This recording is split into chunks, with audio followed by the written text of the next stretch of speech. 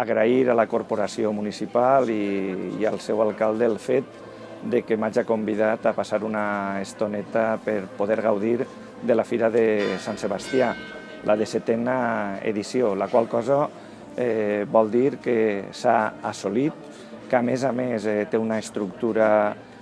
potent perquè naix des de baix, perquè fa possible que tota la ciutadania hagi participat des de fa temps en la construcció de la fira i a més que les diferents associacions, establiments del poble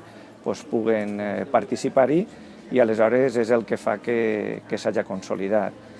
Jo diria que aquest tipus de fires i aquesta fira en concret són els esdeveniments que tenim que potenciar, els que tenim que cuidar, perquè són els esdeveniments que generen aquesta economia real i productiva per la que estem treballant. És el dia gran, el dia de Sant Sebastià, i hem tingut l'honor, la fortuna de tindre per primera vegada en Silla a un conseller. Amb la seva presència ha volgut mostrar el suport del treball que estem fent per promocionar el comerç de proximitat i el que és l'agricultura ecològica. Apostem clarament per l'economia del bé comú, l'economia de compartir, l'economia de crear des de lo xicotet i, per tant, per a nosaltres ha sigut una gran alegria. Estem començant l'últim dia de fira, però la veritat és que ja podem dir que és una fira, la d'enguany, la primera que organitzem el nou equip de govern,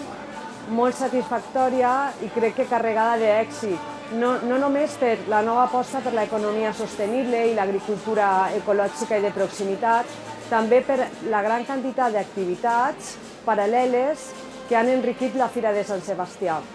Esta fira ha comptat amb la participació d'associacions, d'entitats, d'ONGs, de l'agrupació musical, de centres educatius,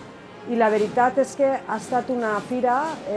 carregada d'iniciatives de moltíssimes persones. Crec que tots hem pogut disfrutar d'esta Fira de Sant Sebastià